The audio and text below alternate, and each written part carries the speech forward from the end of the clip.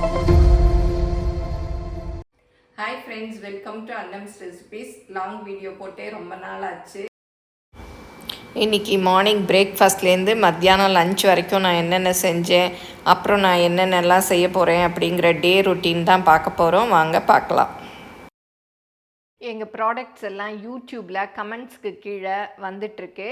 அதில் போய் கிளிக் பண்ணிங்கன்னா அதோட ரேட்டு டீட்டெயில்ஸ் எல்லாமே இருக்கும். அதை கிளிக் பண்ணி நீங்கள் வேணுங்கிற பொருளை ஆர்டர் பண்ணி வாங்கிக்கலாம்.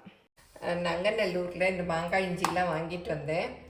பாருங்கள், மாங்காய் இஞ்சி இப்போ தான் சீசனாக என்னன்னு தெரியல, நல்லா ஃப்ரெஷ்ஷாக இருந்தது. இதில் வந்து என்னெல்லாம் நீங்கள் செய்வீங்க அப்படிங்கிறதெல்லாம் கமெண்ட்டில் சொல்லுங்கள். இதில் நான் தொக்கு செய்வேன், அப்புறம் சும்மா நறுக்கிட்டு தோல் சீவி நறுக்கிட்டு எலுமிச்சம்பழம் ஜூஸில் போட்டு ஊற வைக்கிறது, அப்புறம் இஞ்சி எல்லாம் வாங்கினதெல்லாம் கழுவி வச்சுருக்கேன். புதினாவும் எப்போவும் யூஸ்வலாக நல்லா இருந்தால் கழுவ மாட்டேன். இப்போ மழை பெஞ்சிருக்கிறதுனால நிறைய மண் இருந்த மாதிரி இருந்தது. அதனால் தண்ணியோடு வச்சோன்னா அழுகி போயிடும் இல்லையா, அதனால் இந்த மாதிரி கழுவிட்டு இந்த வடிகூடையில் போட்டிருக்கேன். தண்ணி வடிஞ்சு நல்லா காஞ்ச பிறகு ஃப்ரிட்ஜில் வைக்கணும். கருவேப்பிலை, அப்புறம் கோவக்காய், இன்னும் நிறைய காயெல்லாம் ஃப்ரிட்ஜில் எடுத்து வச்சுட்டேன். அப்புறம் காலையில் கத்திரிக்காய் வேக வச்சு அவிச்சு பிசைஞ்சு ஒரு கோஸ்மல்லின்னு பண்ணுவோம், அதுக்கு நறுக்கி வச்சுருக்கேன். அதுக்கு இந்த மாதிரி பெரிய கத்திரிக்காய் தான் நல்லாயிருக்கும். கை பாருங்கள், க்ரீன் கலராக இருக்குது. எவ்வளோ தான் பெரிய கடையில் புடவை வாங்கினாலும் அலசுனா பாருங்கள் அவ்வளோ சாயம் போகுது, அப்படியே ஒட்டிகிட்ருக்கு 2 நாளாக. என்ன போட்டு கழுவுறதுன்னு எனக்கு தெரியல, அப்படியே அப்பிகிட்ருக்கு. இதுக்கு தான் இப்போ ரெடி பண்ணிகிட்ருக்கேன் காலையில் சமையலுக்கு. கத்திரிக்காயோட உருளைக்கிழங்கும் போட்டோன்னா நல்லா கொஞ்சம் அந்த கோஸ்மல்லி திக்காக வரும். நான் இதோட வீடியோஸ் எல்லாம் கூட ஏற்கனவே போட்டிருக்கேன். இது கோவக்காய் ஊற வச்சு கழுவி வச்சுருக்கேன். ஏன்னா கோவக்காயிலையும் இந்த மழை நேரம்னா சும்மாவே அதில் நிறைய ஒட்டிகிட்ருக்கோம். இப்போ மழை நேரங்கிறதுனால இருந்தது அழுக்க, அதாவது அது இலைகளே ஒட்டிக்கும் போல். இதை நல்லா ஊற வச்சு கழுவி வச்சுருக்கேன். இதையும் ஃப்ரை பண்ணணும். கத்திரிக்காயெல்லாம் இந்த மாதிரி பாதி பாதியாக கட் பண்ணிவிட்டு வேக வச்சுக்கணும். உருளைக்கிழங்கையும் இந்த மாதிரி பாதி பாதியாக.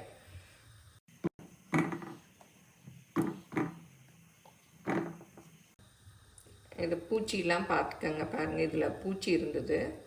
கத்திரிக்காய் முங்குற அளவுக்கு தண்ணி ஊற்றிக்கணும், ரொம்ப ஊற்றிடாதீங்க.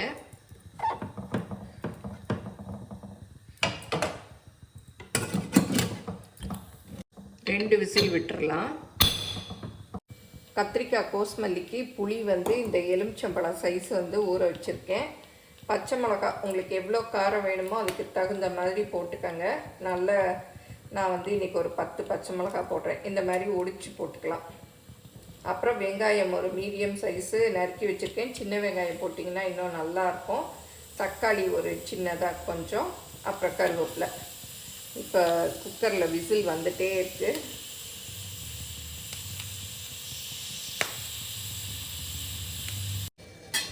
இப்போ இட்லியும் ஊற்றி வச்சுட்டேன். இப்போ வெந்துருச்சான்னு பார்க்கலாம். நல்லா வெந்துருச்சு பாருங்கள், கையில் ஒட்டாமல் வருது. பார்த்து கொட்டணும், ஏன்னா ஆவி அடிச்சிரும். இப்போ இட்லி எல்லாம் ஹாட் பாக்ஸில் எடுத்து வச்சிடலாம்.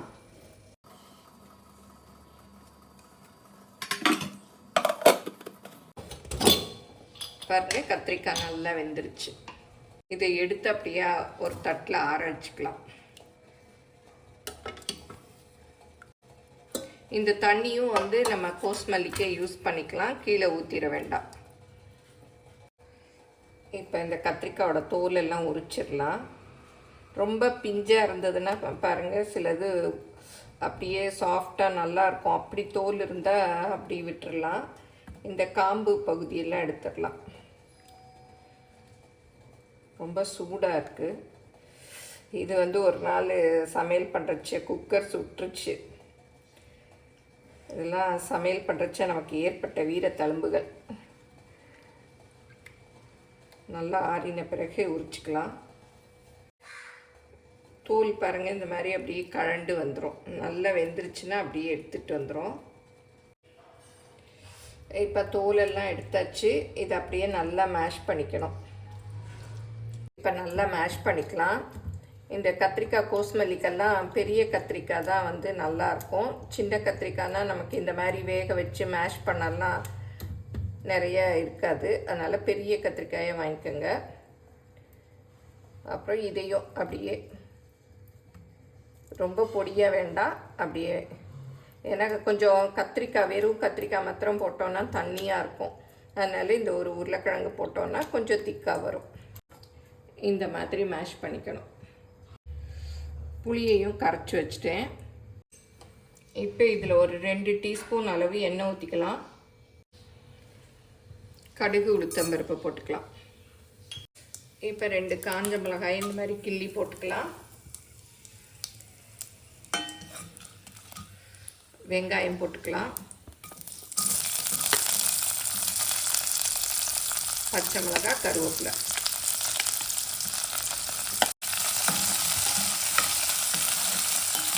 இந்த கோஸ்மல்லிக்கு தேவையான உப்பு போட்டுக்கலாம். சின்ன வெங்காயம் போட்டிங்கன்னா இன்னும் டேஸ்ட்டாக இருக்கும் கோஸ்மல்லி. இன்றைக்கி எனக்கு டைம் இல்லைன்னு பெரிய வெங்காயமே போட்டுட்டேன். அப்புறம் தக்காளியும் போட்டுடலாம்.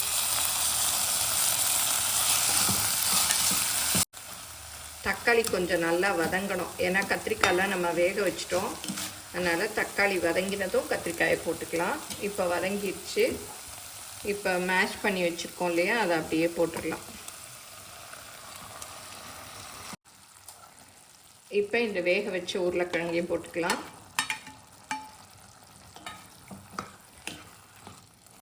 கரைச்சி வச்சுருக்கோம் இல்லையா, அந்த புளி தண்ணியை ஊற்றிக்கலாம். கத்திரிக்காய் வேக வச்சோம் இல்லையா, அந்த தண்ணியை ஊற்றிக்கலாம்.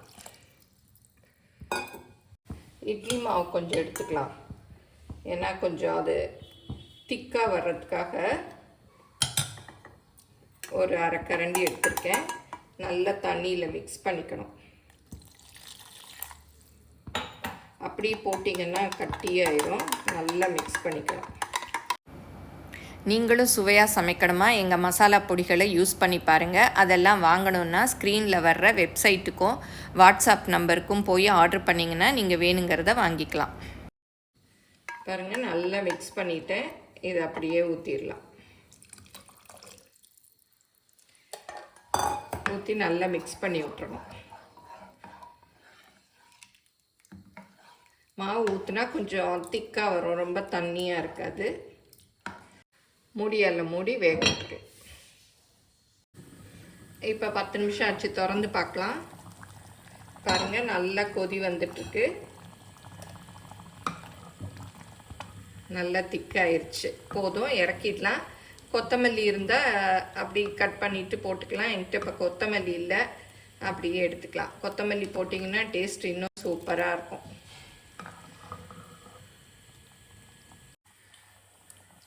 இப்போ கொஞ்சமாக ஃப்ரெஷ் கருவேப்பிலை தூவிடலாம். அடுப்பை ஆஃப் பண்ணிவிட்டேன். மார்னிங் பிரேக்ஃபாஸ்ட்டுக்கு சுட சுட இட்லியும் கத்திரிக்காய் கோஸ்மல்லியும் ரெடி ஆயிடுச்சு. இதை எல்லோரும் செஞ்சு பாருங்கள். மார்னிங் பிரேக்ஃபாஸ்ட்டெல்லாம் முடிஞ்சுது. இனி மத்தியானம் லஞ்சுக்கு தான் இப்போ ரெடி பண்ணிகிட்ருக்கேன். புரட்டாசி மாதம் எப்படா முடியும்னு என் பையன் காத்துக்கிட்டு இருந்தான். ஏன்னா ஜிம் போகிறதுனால முட்டை வேக வச்சு அந்த ஒயிட்டு மாத்திரம் சாப்பிடணுமா ப்ரோட்டீனுக்கு. அதனால் இப்போ பாருங்கள், முட்டை வெந்துக்கிட்டு இருக்கு. நான் வேக வச்சேன் இல்லையா, அந்த சாம்பார் குக்கர்லேயே போட்டாச்சு. ஏன்னா அதுக்கு ஒரு பாத்திரம் எடுக்கணுன்ட்டு அதையே பண்ணியாச்சு. அப்புறம் சாதம் வெந்துக்கிட்டு இருக்கு. சாதம் எப்போவுமே லாஸ்ட்டு தான் வைப்பேன். அப்புறம் சில சமயம் மறந்து கூட போயிடுவேன். ஏன்னா சாதத்தை அப்படியே அரிசி ஊற வச்சுருப்பேன். கொஞ்சம் நேரம் எல்லா வேலையும் முடிச்சுட்டு பண்ணுவேன். சில சமயம் என்ன பண்ணுவேன், மறந்துடுவேன். அவர் கூட சாப்பிட வந்துடுவார். அப்புறம் தான் ஒரு தடவை அந்த மாதிரி ஆயிடுச்சு. அதனால இப்போல்லாம் அப்படியே ஆன் பண்ணி விட்டுட்டேன். அப்புறம் சாம்பார் அவரைக்காய் பார்த்துருப்பீங்க இல்லையா, காய் கட் பண்ணி வச்சுருந்தேன். அப்புறம் கோவக்காய் ஃப்ரை. அப்புறம் சவுச்சவு கூட்டு. சவுச்சவு கூட்டு வந்து என் பையனுக்கெலாம் பிடிக்காது, அதனால் கொஞ்சமாக வச்சுருக்கேன். இதான் வந்து இன்றைக்கி சமையல். தயிர் வந்து ஃப்ரிட்ஜில் இருக்குது. காலையில் வந்து மடமடன்னு எப்போவுமே 10 மணிக்கு சமைச்சிடுவேன். சாதம் மாத்திரம்தான் லேட்டாக வைப்பேன். இன்றைக்கி வந்து அந்த கத்திரிக்காய் கோஸ்மல்லி வீடியோ எடுத்ததுனால லேட் ஆகிடுச்சு. இப்போ தான் வந்து சாதம் காய் இதெல்லாம் முடிச்சுட்டேன். இனி போய் எடிட் பண்ணணும். இப்போ வந்து இந்த இடத்த டைனிங் டேபிள் இருக்கு இல்லையா, இந்த ரேக்கை கொஞ்சம் அடுக்கினேன். ஏன்னா எப்போவும் ஜாடியே பார்த்து பார்த்து கொஞ்சம் போர் அடிச்சிருச்சு. சரி கொஞ்சம் சேஞ்ச் இருக்கட்டுமேன்னு சொல்லிட்டு இப்போ தான் ஆரம்பிச்சிருக்கேன். பாருங்கள், மைசூர் பாக். நேற்று நங்கநல்லூர் போனோம்னு சொன்னேன் இல்லையா, அங்கே கிருஷ்ணா ஸ்வீட்ஸ் இருந்தது. அதில் மைசூர் பாக் வாங்கினா எனக்கு சுகர் இருக்கிறதுனால என் பையன் வாங்கிட்டு வந்துருக்குது பார்த்தீங்களா, ஒரு பேக்கெட். ஏன்னா இப்படி வாங்கிட்டு வந்தால் தான் நான் சாப்பிட மாட்டேனா, அதனால் இந்த மாதிரி வாங்கிட்டு வந்திருக்கான். இதெல்லாம் கொஞ்சம் அப்படியே ஆர்கனைஸ் பண்ணிகிட்ருக்கேன். இன்னும் எல்லாம் ஃபினிஷ் பண்ண பிறகு காமிக்கிறேன் இது எப்படி இருக்குது அப்படிங்கிறது சொல்லுங்கள். இந்த போர்டு வாங்கி ரொம்ப நாளாச்சு. இப்போ எடுத்து அடுக்கரைச்சி தான் கிடச்சிது. சரி எடுத்து இதில் சும்மா பேர் எழுதியிருக்கேன். இனி ரெசிபீஸ் பண்ணுறச்சு அந்த ரெசிபீஸ் பேரையும் எழுதலாம் அப்படின்னு நினச்சிருக்கேன். நிறைய பேர் கேட்டீங்க ஏன் லாங் வீடியோ போடலன்னு சொல்லிட்டு. வேலை கொஞ்சம் அதிகமாக இருக்கிறதுனால காலையிலே சீக்கிரம் சமைச்சிருவேன். சமைச்சு முடிக்கிறதுனால சமையல் வீடியோஸ் அப்புறம் எடுக்கிறதுக்கு டைம் ஆகிடும். அதனால கொஞ்சம் அப்படியே லாங் கேப் ஆகிடுச்சு. இனி வந்து ரெகுலராக போடணும்னு நினச்சிட்ருக்கேன். எப்படி வருதுன்னு பார்ப்போம். அப்புறம் இந்த லைட் கூட பார்த்தீங்கன்னா வீடு கட்டுறச்சு கூட போடலை. அப்புறம் இங்கே போடணும் அப்படிங்கிறதுக்காக டெம்பரரியாக தான் போட்டோம். அதை நான் யூஸே பண்ணல. அப்புறம் இந்த ஃப்ளவர் வேஸ் பார்த்தீங்கன்னா நான் ஐக்கியாவில் வாங்கினது. அங்கே உள்ளே வச்சுருந்தேன். சரி இந்த இடத்துல வச்சா அழகாக இருக்கும் அப்படின்னு வச்சுருக்கேன். எப்படி இருக்குது அப்படிங்கிறதையும் கமெண்ட்டில் சொல்லுங்கள். அப்புறம் இதெல்லாம் கூட ஐக்கியாவில் வாங்கின பிளான்ஸ் தான், குட்டி குட்டி பிளான்ஸு. இன்னும் நிறைய திங்ஸ் இருக்குது, எடுத்து ஒழுங்காக ஆர்கனைஸ் பண்ணணும். ஆர்கனைஸ் பண்ணி முடிச்சுட்டு உங்களுக்கு காமிக்கிறேன். இனி தான் போய் நான் எடிட் பண்ணணும். இப்போ எல்லா வேலையும் முடிச்சாச்சு. சாதம் மாத்திரம் வெந்துட்டுருக்கு. சரி எடிட் பண்ணலாம் அப்படின்னு சொல்லிட்டு வந்து எடுக்கிறச்சு அப்படியே தூக்கம் வர மாதிரி இருக்கு. பார்த்தீங்கன்னா 11:45 ஆகுது. இப்போ தான் எடிட் பண்ணுவேன். நானே எடிட் பண்ணுறதுனால கொஞ்சம் சீக்கிரம் பண்ணிடுவேன். 1:30 மணிக்கு வந்து அப்லோட் பண்ணுவேன். சின்ன வீடியோவாக இருந்தால் கொஞ்சம் நேரத்தில் வந்து பண்ணிவிடுவேன். வாய்ஸ் ஓவர் கொடுக்குறதா இருந்தால் தான் கொஞ்சம் டைம் ஆகும். சோஃபாவில் உட்காந்து எடிட் பண்ணுறோன்னா அப்படியே தூக்கம் வரும். அதனால தான் இந்த சேரில் உட்காந்துட்டு பண்ணுவேன். பாருங்க எவ்வளோ வீடியோஸ் இருக்குது. எல்லாம் ஆல்பமாக போட்டு வச்சுருக்கேன். டைம் இல்லாதனால எடிட் பண்ண முடியல. நிறைய பேர் கேட்டீங்க யார் எடிட் பண்ணுவான்னு. நானே தான் எடிட் பண்ணுறேன். எல்லாம் இந்த மாதிரி ஃபோல்டராக போட்டு வச்சுருவேன். டைம் கிடைக்கிறச்சே எடிட் பண்ணுவேன். இந்த மாதிரி தான் மார்னிங்லேருந்து ஆஃப்டர்நூன் வரையும் செஞ்சிட்ருப்பேன். நீங்கள் எல்லோரும் என்னென்ன வேலைகள் செய்வீங்க, எப்படி செய்வீங்க அப்படிங்கிறதெல்லாம் மறக்காமல் கமெண்ட்டில் சொல்லுங்கள். இந்த வீடியோ உங்கள் எல்லாருக்கும் பிடிச்சிருக்கும்னு நினைக்கிறேன். பிடிச்சிருந்தால் லைக் பண்ணுங்கள். எங்கள் சேனலை மறக்காமல் சப்ஸ்கிரைப் பண்ணுங்கள். உங்கள் ஃப்ரெண்ட்ஸுக்கும் ஷேர் பண்ணுங்கள். ஃபேஸ்புக், இன்ஸ்டாகிராமில் அன்னம்ஸ் ரெசிபீஸை ஃபாலோ பண்ணுங்கள். தேங்க்யூ.